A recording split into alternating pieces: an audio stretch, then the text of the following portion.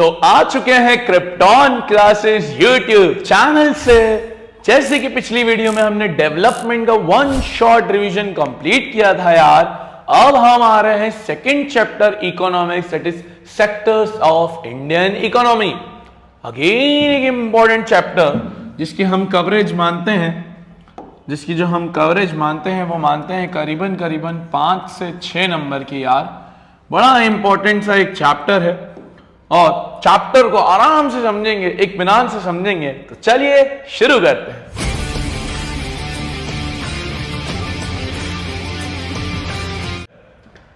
पहले तो sectors of Indian economy. हमारे भारत की इकोनॉमी में मोटा मोटा हर सेक्टर अलग अलग वर्क करता है, बट सबको अगर क्लासिफाई करना है तो 3 में ही क्लासिफाई करते हैं। जिन 3 को हम बोलते हैं primary sector, secondary sector and last में आता है tertiary sector. Primary sector, secondary sector, tertiary sector. Sir इन तीनों के अंदर क्या क्या है जरा आप समझाएं। Primary sector, secondary sector, tertiary sector. देखिए, आप मान लो आपकी मम्मी ने आपको एक काम दिया कि जा बेटा जा, जी ले अपनी जिंदगी। ना ना ना ना, ऐसा नहीं। जा बेटा जा, मार्केट से 1 किलो शक्कर लेके आ जा, चीनी लेके आ जा। आप गए, जिस ग्रोसरी स्टोर पर आप गए, उस ग्रोसरी स्टोर वाले ने पास में रख रखे थे गन्ने, शुगर केन, और उसने बोला देख भाई ये गन्ने ले जा और घर जा, इससे रस बना, रस से शक्कर बना और खा जा। आपने बोला यार ये क्या है यार, पागल हो गया है क्या? चलो एक और एग्जांपल लेते हैं। सर आप गए मार्केट, आपको चाहिए था ब्रांड न्यू आईफोन 15। गए मार्केट में, आपने बोला भैया आईफोन 15 दिखाओ।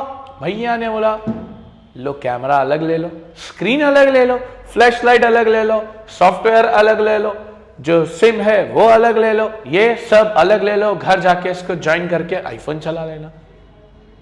ये सर क्या बहकी बहकी बातें कर रहे हो, ऐसा थोड़ी ना होता है। जब जाओगे तो बना बनाया फोन मिलेगा, जाओगे तो बनी बनाई शक्कर मिलेगी, बनी बनाई ब्रेड मिलेगी। तो सर ये क्या है बनी बनाई चीज? ये बनी बनाई चीज और कुछ नहीं दोस्त, फाइनल गुड है। ये बनी बनाई और कुछ नहीं, क्या है? फाइनल गुड है जो बन के तैयार है। और हमेशा एक कस्टमर को, एक कंज्यूमर को हमेशा फाइनल गुड ही मिलता है ना दोस्त। तो सर ये फाइनल गुड बना कैसे? आप तो गए शक्कर लेने, बट शक्कर क्या डायरेक्टली बन जाती है? नहीं नहीं नहीं नहीं, शक्कर अलग अलग प्रोसेस से गुजरती है। शक्कर बनाने के लिए जो सबसे इंपॉर्टेंट चीज है वो है शकरकंद, या शकरकंद यानी हम बोले हिंदी में तो गन्ना। गन्ने के बिना शक्कर नहीं बन सकती दोस्त, गन्ने के बिना शक्कर नहीं बन सकती। तो शुगर केन सबसे इंपॉर्टेंट चीज है। सर शुगर केन कहां मिलता है? कहां मिलता है? शुगर केन एक फार्मर उगाता है। तो जो भी चीजें सबसे पहली हुई उसको हमने बोला प्राइमरी एक्टिविटी। जैसे एग्रीकल्चर, गन्ना तो बनाओगे ना यार, गन्ने के लिए एग्रीकल्चर करोगे, फार्मिंग, ये सब इसमें आ जाता है। सर फिशिंग भी इसमें ही आता है, डेयरी भी इसमें ही आता है। ये सब प्राइमरी सेक्टर के अंदर आता है। जो सबसे फर्स्ट, प्राइम का मतलब ये होता है सबसे फर्स्ट। इसलिए इस सेक्टर को बोला जाता है एग्रीकल्चरल एंड रिलेटेड सेक्टर। क्या बोलते हैं सर इसको? Agriculture and related sector. Sir शक्कर बन तो गई, बट क्या बनी ना, अभी तो शक्कर का सिर्फ एक पार्ट बना है जो कि गन्ना है। अब ये जो गन्ना है ये जाएगा आगे इंडस्ट्री के पास, फैक्ट्रीज में जाएगा। सर वहां क्या किया जाएगा? इस गन्ने से निकाली जाएगी सारी रस, फिर केमिकल्स डालोगे, प्रोसेसेस करोगे जिससे शक्कर बनेगी। फिर उस शक्कर को तुम पैक भी करोगे, उस पैकेट के ऊपर तुम इंग्रेडिएंट्स या MRP, date of expiry, company का नाम, फलाना ढिमका इंफॉर्मेशन डालोगे। तो सर ये इंफॉर्मेशन कौन डालेगा? ये शक्कर को मिक्स कौन करेगा? ये मशीन्स कहां से आएगी? सर ये आएगी सेकेंडरी सेक्टर के अंदर। सेकेंडरी सेक्टर में क्या क्या आता है सर? फैक्ट्री, इंडस्ट्रीज, जो क्या करती है? प्राइमरी सेक्टर में जो रॉ मटेरियल बना, जो कच्चा सामान है, अभी बना नहीं है, वो कच्चा सामान ये लोग खरीद के उसको क्या बनाएंगे सर, फाइनल गुड बनाएंगे। इसलिए इसको बोला जाता है इंडस्ट्रियल सेक्टर। क्या बोला जाता है सर, इंडस्ट्रियल सेक्टर, क्योंकि इसमें सारी इंडस्ट्रीज आ जाती है। सर शक्कर से पहले अब हम समझ गए शुगर केन बनाया, फिर इंडस्ट्री वाले ने उसको शक्कर बना ली, पैकेट बना ली, बट सर अभी भी हम तक तो पहुंची नहीं। तो हम तक पहुंचाने का काम किसका है, रिटेलर, होलसेलर। शक्कर खुद तो चल के जाएगी नहीं, शक्कर तो अभी यहां पर है। तो शक्कर कैसे पहुंचाई जाएगी sir, through the transportation. Transportation जो कि एक टाइप ऑफ क्या है, सर्विस है। अच्छा शक्कर कौन देगा आपको, रिटेलर। तो जो ट्रेडिंग होती है, रिटेलर, होलसेलर, वो सब भी सर्विस। तो ये कौन सा सेक्टर करता है, टर्शरी सेक्टर। इसलिए इसको बोला जाता है सर्विस सेक्टर। इसमें सब आ जाता है जो सर्विस प्रोवाइड कर रहे हैं। याद रखना सर्विस, ये दोनों गुड्स प्रोवाइड कर रहे हैं, वो सर्विस प्रोवाइड कर रहा है। जैसे मैं टीचिंग कर रहा हूं तो ये सर्विस है। अब होटल गए, ये सर्विस है। खाना वाना खाया, सर्विस है। अब स्कूल जाते हो, फीस देते हो, सर्विस है। तो ये सारी सर्विस है। Lawyer, chartered accountant, engineer, MBA graduate, सब सर्विसेज है सर। आपको कोई सामान नहीं बेच रहा हूं मैं कि देखो ये है ऐसा, ना ना ना, मैं सर्विस दे रहा हूं अपनी। तो ये 3 सेक्टर होते हैं हमारे देश दुनिया के। तो पहले हम इनको समझते हैं। सबसे पहले आगे सर प्राइमरी सेक्टर। क्या क्या देखा प्राइमरी सेक्टर के अंदर, agriculture, dairy, farming, fishing, forestry, ये सब इसके अंदर आ जाता है। आपके सामने ये फोटोज भी हैं। और मैंने एक और चीज भी बताई, इसका दूसरा नाम क्या होता है, agriculture and related sector. Agriculture and related sector, ये इसका दूसरा नाम होता है। सर प्राइमरी के बाद जो चीज है वो जाएगी सेकेंडरी, अगले कदम पर, जहां उसका आगे का काम होगा। तो सेकेंडरी या लिखा भी हुआ है, it is also called as industrial sector. इसमें क्या आ जाएगा सर, मैन्युफैक्चरिंग। एग्जाम्पल के लिए कॉटन बनाई जाती है, कॉटन से शुगर केन टू गुड़, sugar, it is also known as industrial sector. इसका दूसरा नाम क्या होता है, इंडस्ट्रियल सेक्टर। ये आपके सामने कुछ फोटोज हैं। फिर आ जाओ टर्शरी सेक्टर, जिसका दूसरा नाम क्या है सर, सर्विस सेक्टर। देखो यहां पर, it helps to both primary and secondary. Example, transport, storage, banking, communication, trade, teaching, lawyer, CA, सब आ जाएगा। It is also known as service sector. ये services देता है सारी। तो ये आपको पता होना चाहिए कौन सा प्राइमरी, कौन सा सेकेंडरी, कौन सा टर्शियरी। आगे बढ़े सर, अब इन तीनों सेक्टर का हमें समझ में तो आया कि क्या किस में आता है। अगर हमें कंपेयर करना है कि देश के अंदर कितना प्रोडक्शन हो रहा है, कितनी चीजें हो रही, कितना सामान बन रहा है, तो सर उसको कंपेयर किया जाता है जीडीपी। हमेशा न्यूज में भी देखोगे ये वर्ड बहुत कॉमन है। जीडीपी का मतलब होता है ग्रॉस डोमेस्टिक प्रोडक्ट। क्या होता है सर ग्रॉस डोमेस्टिक प्रोडक्ट? तीनों सेक्टर को अगर आप ज्वाइन कर लो, प्राइमरी सेक्टर के अंदर कितना प्रोडक्शन हुआ, सेकेंडरी सेक्टर के अंदर कितना प्रोडक्शन हुआ, टर्शियरी सेक्टर में कितना सर्विसेज गई, इन सब को अगर आप ज्वाइन कर दोगे तो you will get GDP.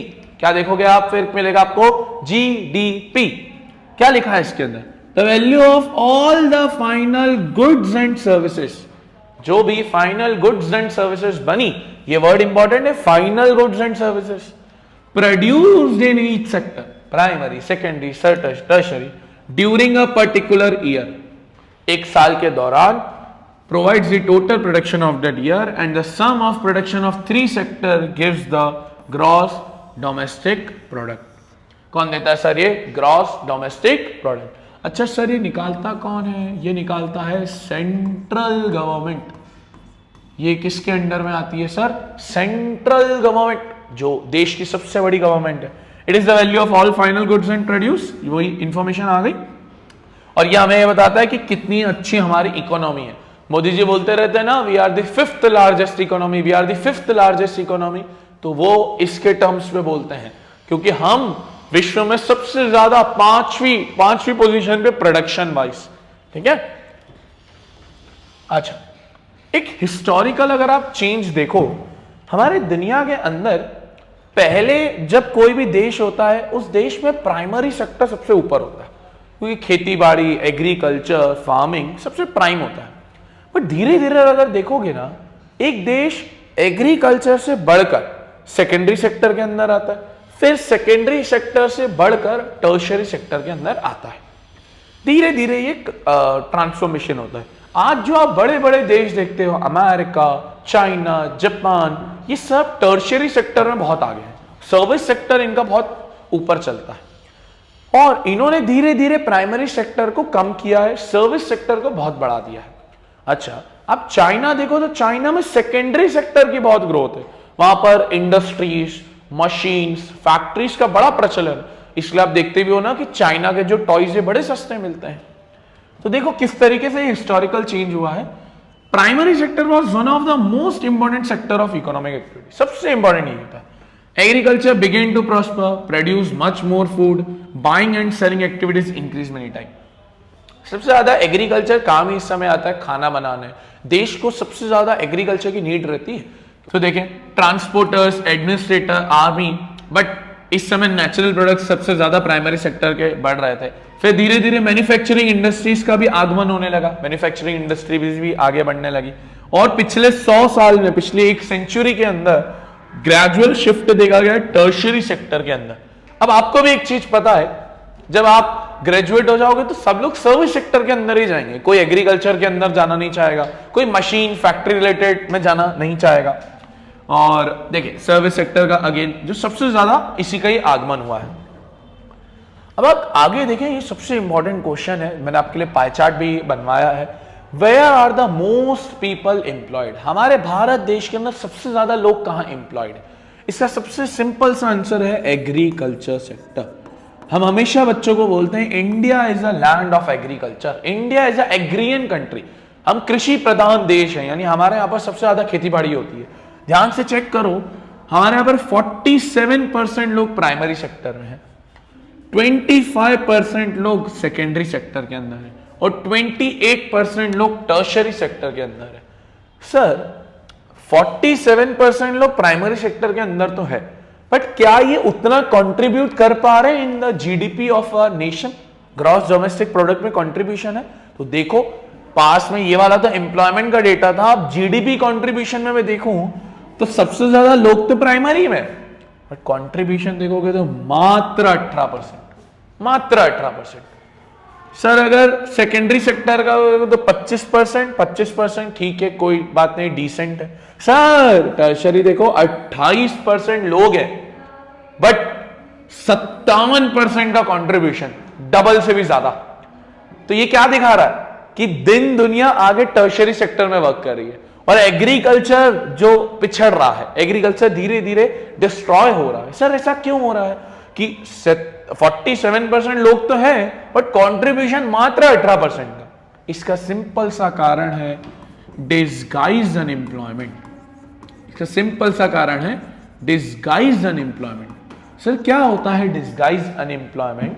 Disguised unemployment का मतलब होता है अगर एक खेत है, उस खेत पर 5 लोग हैं और ये 5 लोग 100 क्विंटल ऑफ राइस दे रहे हैं, 100 क्विंटल ऑफ राइस दे रहे हैं। मान लो मैंने इसी जमीन के ऊपर 8 लोगों को लगा दिया। पहले 5 लोग थे 100 क्विंटल दे रहे थे, अब मैंने 8 लगा दिए, तो ये 8 भी कितने ही देंगे? 100 क्विंटल ही देंगे, क्योंकि सर जमीन तो नहीं बढ़ी, जमीन तो उतनी ही है, आपने लोग बढ़ा दिए और ये ओवर पॉपुलेशन कर दी। तो 5 थे तो भी 100 क्विंटल, 8 था तो भी 100 क्विंटल। तो भैया ये जो बीच के 3 है, ये 3 कुछ नहीं, डिस्गाइज्ड अनएम्प्लॉयड है, यानी इनको लगाओ नहीं लगाओ एक समान बात है। और ये ओवर पॉपुलेशन दिखाता है हमारे प्राइमरी सेक्टर के ऊपर। देखो लोग बहुत ज्यादा है बट अल्टीमेटली कंट्रीब्यूशन नहीं है। यही दिखा रहा है कि लोग इतने ज्यादा, इतना डिस्गाइज्ड अनएम्प्लॉयमेंट है कि कंट्रीब्यूशन बहुत कम हो जाता है। तो ये एक इंपॉर्टेंट चार्ट है जो आपको बताना चाहिए। देखो पहले हम ये देख लेते हैं कि डिस्गाइज्ड अनएम्प्लॉयमेंट क्या होता है, अ मेजर प्रॉब्लम। देखो where people are apparently working but all of them are made to work less than their potential. यही मतलब हुआ सर कि जितने लोग हैं वो अपना पोटेंशियल नहीं दिखा पा रहे हैं। 5 थे 8 है, फर्क कुछ नहीं है। This kind of under employment is hidden. Hidden क्यों सर? देख के पहचान नहीं पाओगे। मैं आपको खेत पे खड़ा कर दूं, बोल दूं कितने लोग एक्स्ट्रा है, तो नहीं बता पाओगे। इसलिए सर इसको हिडन अनएम्प्लॉयमेंट भी बोला जाता है। हिडन अनएम्प्लॉयमेंट, जो देखा नहीं जाता। In contrast to someone who has job is clearly visible, hence it is called as disguised unemployment. ये सबसे बड़ी प्रॉब्लम है हमारे दुनिया के अंदर, हमारे देश के अंदर। अच्छा सर, इस प्रॉब्लम को सही करने के लिए किस तरीके से ज्यादा एम्प्लॉयमेंट जनरेट किया जाए, ज्यादा से ज्यादा जॉब्स जनरेट करी जाए? बड़े सिंपल पॉइंट्स हैं, किस तरीके से हम ज्यादा से ज्यादा जॉब्स क्रिएट कर सकते हैं दुनिया के अंदर। एक इंपॉर्टेंट क्वेश्चन 4 या तो 5 नंबर का आ सकता है पेपर के अंदर। देखो, फार्मर्स को सबसे पहले डाइवर्सिफाई करना पड़ेगा अपना एग्रीकल्चर, मल्टीपल क्रॉपिंग पे वर्क करना पड़ेगा, ज्यादा से ज्यादा क्रॉप्स उगानी पड़ेगी। और हॉर्टिकल्चर का मतलब होता है फ्रूट्स, फ्लावर्स, वेजिटेबल्स, इनकी क्रॉप्स को ज्यादा से ज्यादा ग्रो करो। Animal, organic farming, pisciculture, beside farming, यानी फार्मिंग के अलावा भी कुछ नए सेक्टर्स के अंदर जाना पड़ेगा ताकि ग्रोथ हो, ताकि डाइवर्सिफिकेशन और पैसा ज्यादा आए। गवर्नमेंट क्या कर सकती है? गवर्नमेंट लोन्स प्रोवाइड कर सकती है फार्मर्स को चीपर रेट पे, ताकि फार्मर्स को भी भरोसा हो जाए कि हाँ, हमारी गवर्नमेंट हमारे लिए वर्क कर रही है। बेसिक इंफ्रास्ट्रक्चर बढ़ा सकती है, जैसे रोड्स, ट्रांसपोर्ट, मार्केट, बैंकिंग। और पता है इससे 2 फायदे होंगे इंफ्रास्ट्रक्चर से। पहला फायदा, वर्कर्स को जॉब मिल जाएगी, मजदूरों को काम मिल जाएगा। साथ ही साथ जब रोड्स, रेलवेज वगैरह बनेंगे, फॉरेन कंपनीज अट्रैक्ट होगी, फॉरेन कंपनीज हमारी तरफ सबसे ज्यादा आना चालू हो जाएगी। Establishment and promotion of cottage and small scale industries, छोटी छोटी इंडस्ट्रीज जो रूरल एरिया में बनाओ, हैंडीक्राफ्ट इंडस्ट्री को प्रमोट करो, इससे लोगों में वर्कर्स ज्यादा आएंगे, एम्प्लॉयमेंट बढ़ेगा। Making provision for educational and health services, government schools, government hospital, tourism industry, इन सबको बढ़ाओ ताकि क्या हो, आपके देश के अंदर एम्प्लॉयमेंट बढ़े। सर, अब हमें ये तो समझ में आ गया कि डिसगाइज अनएम्प्लॉयमेंट क्या होता है, कैसे ज्यादा से ज्यादा जॉब्स क्रिएट करी जाए। सर, टर्शियरी सेक्टर इतना क्यों बढ़ रहा है? आपने पिछली स्लाइड में यही देखा ना कि लोग तो कम है बट कंट्रीब्यूशन बहुत ज्यादा है। तो ऐसा क्यों हो रहा है? इसके पीछे बड़े सिंपल कारण है। पहली बात तो टर्शियरी सेक्टर एक बेसिक सेक्टर है जो सर्विसेज प्रोवाइड करता है, और चाहे मैं हूं या आप हो, अगर हम कुछ भी अर्निंग करेंगे तो हम जो खर्चा करेंगे, जो भी इनकम स्पेंड करेंगे, वो better education, better health, better standard of living, better कपड़े, बेटर रिसोर्सेज, इन सब पे करेंगे। और ये सब टर्शियरी के अंदर ही तो आते हैं सर, इसलिए टर्शियरी बहुत ग्रो कर रहा है। तो क्वेश्चन भी आता है 3 नंबर में कि क्यों राइज हो रहा है इतना टर्शियरी सेक्टर। तो देखो, बेसिक सर्विसेज जैसे hospitals, educational institution, telegraph service, police station, courts, municipal corporation, defence, bank, insurance, सब बेसिक है। और सब के सब किसके अंदर आते हैं? टर्शियरी के अंदर आते हैं सर, सब के सब basic sector. This sector provide services such as transport, trade, storage, engineer, teaching, lawyer, chartered, ये सब इसके अंदर आते हैं और सब बेसिक चीजें हैं। Which help in the development of primary sector. Increase in income level, वही बोला कि जैसे जैसे आपकी इनकम लेवल बढ़ेगी तो हम ज्यादा से ज्यादा इनके ऊपर खर्चा करेंगे। Has created demand for many services like eating out, tourism, shopping, private hospital, private schools. वही है ना, आज मैं 1 लाख रुपए कमा रहा हूं, अगले महीने में 2.5 लाख रुपए कमा रहा हूं, तो मैं क्या करूंगा? मैं अपनी स्टैंडर्ड ऑफ लिविंग बढ़ाऊंगा, मैं प्राइवेट हॉस्पिटल्स, प्राइवेट स्कूल्स, इस तरह की सर्विसेज अवेल करूंगा। Over the last decade certain new services, अब नई सर्विसेज जैसे आईटी, एआई कितना बड़ा है आज के दुनिया में, एआई की तो पावर ही अनलिमिटेड हो गई है। The production of these services has become rapidly, बहुत ज्यादा बढ़ रही है सर। तो ये भी एक इंपॉर्टेंट क्वेश्चन है कि टर्शियरी सेक्टर क्यों बढ़ रहा है। ये डिस्गाइज देख लिया, एम्प्लॉयमेंट। अच्छा, एम्प्लॉयमेंट की ये बातें तो अच्छी लगी, लोन्स प्रोवाइड कर दो, सेमी रूरल एरियाज में इंडस्ट्रीज लगा दो, रोड्स बना दो, ये सब कर दो, ठीक है। बट गवर्नमेंट तो रहती सर 5 साल ही है और ये सब बनने में तो टाइम लगता है। तो गवर्नमेंट इतनी लॉन्ग टर्म चीजों पे फोकस नहीं करती। गवर्नमेंट क्या करती है? शॉर्ट टर्म चीजों पे वर्क करती है। उनको हम बोलते हैं basically schemes, short term schemes. और उसमें से सबसे इंपॉर्टेंट स्कीम है मनरेगा। एक इंपॉर्टेंट क्वेश्चन हर साल बोर्ड्स में आता ही आता है, MNREGA, that is Mahatma Gandhi national rural employment guarantee act 2005।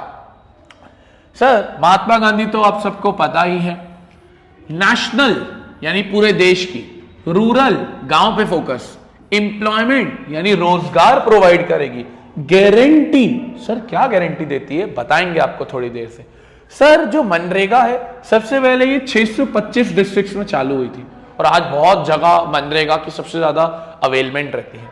ये कम से कम आपको 100 डेज का एम्प्लॉयमेंट प्रोवाइड करती है कि आप अगर इनके पास गए तो आपको कम से कम 100 दिन का रोजगार ये लोग देंगे ही देंगे, कि 3 महीने का अराउंड रोजगार एम्प्लॉयमेंट देंगे ही देंगे। सर गारंटी क्या देते हैं? बड़ी अच्छी गारंटी देते हैं। कहते हैं कि अगर गवर्नमेंट इनके लिए जॉब नहीं ढूंढ पाई, मान लो गवर्नमेंट जॉब नहीं ढूंढ पाई, तो पता है गवर्नमेंट इनको फ्री में अनएम्प्लॉयमेंट अलाउंसेस देगी। Sir unemployment allowances, free ration, free खाना, फ्री एक्सेस, ये सारी चीजें देगी जब तक गवर्नमेंट इनके लिए जॉब नहीं ढूंढ पाती। ये गारंटी है। देखो, अंडर दी मनरेगा all those who are able and are in need of a work in the rural areas are guaranteed 100 days of employment and if the government fails, अगर गवर्नमेंट नहीं कर पाती है, then provide it will give unemployment allowances, जैसे free खाना हो गया, ration shops का एक्सेस हो गया। और ये बड़ी अच्छी हमारी स्कीम निकली है जो आगे जाके, और अभी तो बहुत ज्यादा जॉब्स हमारे इंडिया में यही प्रोवाइड करती है। आपके एग्जाम में 3 या 2 नंबर में क्वेश्चन आ सकता है मनरेगा के ऊपर। आगे बढ़े सर, अब हमने देख लिया primary sector, secondary sector, tertiary sector, GDP, tertiary sector की ग्रोथ, एम्प्लॉयमेंट, जॉब्स कैसे बनाते हैं, मनरेगा देख लिया। अब सर 2 सेक्टर और है। ये जो 2 सेक्टर है ये on the basis of employment है। ये 2 सेक्टर है on the basis of employment, जिसमें हम पहला डालते हैं ऑर्गेनाइज सेक्टर और दूसरा डालते हैं अनऑर्गेनाइज सेक्टर। पहला डालते हैं ऑर्गेनाइज सेक्टर, दूसरा डालते हैं अनऑर्गेनाइज सेक्टर। ऑर्गेनाइज्ड नाम से ही समझ में आ रहा है, ऑर्गेनाइज का मतलब होता है ये वो सेक्टर है जहां गवर्नमेंट के सारे रूल्स, गवर्नमेंट के सारे रेगुलेशंस लगेंगे, जैसे government hospitals, government banks, government schools, ये सब गवर्नमेंट के अंदर आते हैं। वहीं अनऑर्गेनाइज ये वो है जहां कोई गवर्नमेंट के रूल्स नहीं चलते। नॉर्मल चाय की टपरी है, नॉर्मल प्राइवेट स्कूल्स हैं, नॉर्मल से हॉस्पिटल्स हैं जो प्राइवेट ओन करता है, वहां गवर्नमेंट के रूल्स नहीं चलते हैं।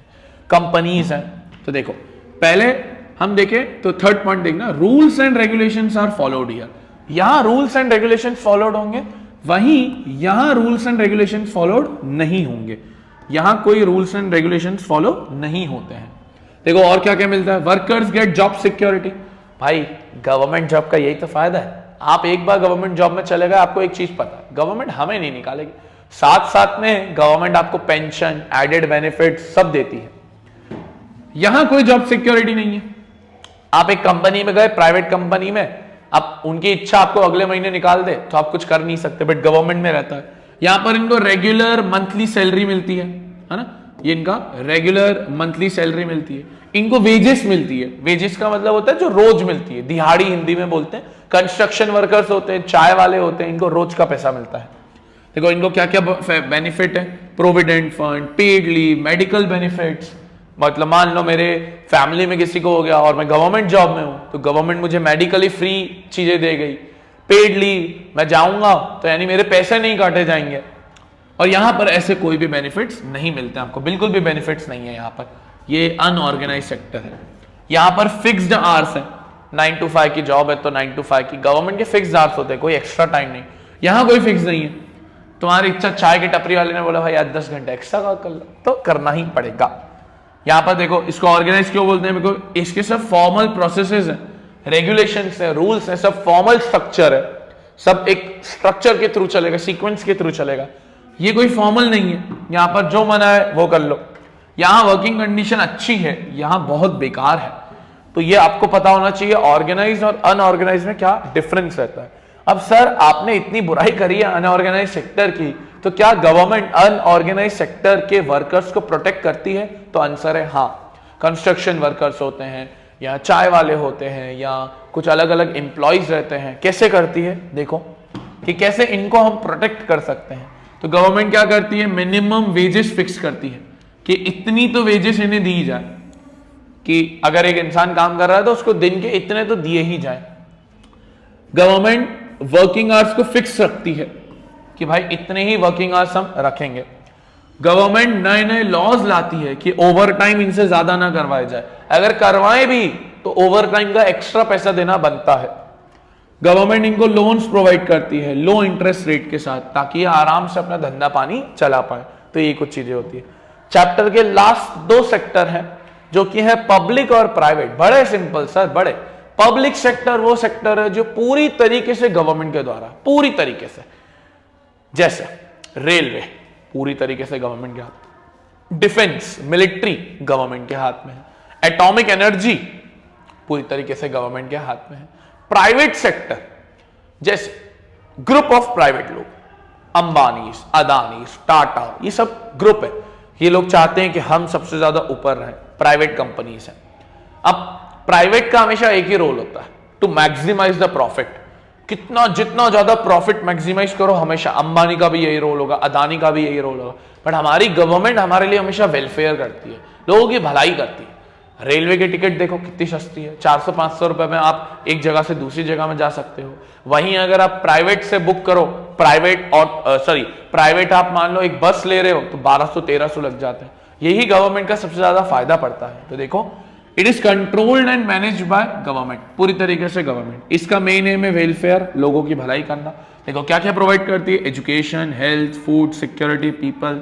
एग्जाम्पल के तौर पर रेलवे, पोस्ट ऑफिस, BSNL, इसमें डिफेंस भी आ जाता है, एटॉमिक एनर्जी भी आ जाता है। प्राइवेट सेक्टर ये इंडिविजुअल या ग्रुप ऑफ इंडिविजुअल, या तो कोई एक संभालेगा या तो बहुत सारे लोग संभालेंगे। इनका हमेशा एक ही एम है सर, प्रॉफिट को कमाओ, जितना मुनाफा बना सकते हो बनाते रहो। ये कंज्यूमर को गुड्स बेचते रहते हैं, जैसे रिलायंस हो गया, टाटास की हो गई, अदानी की कंपनी हो गई, ये सब प्राइवेट सेक्टर के अंदर आते हैं।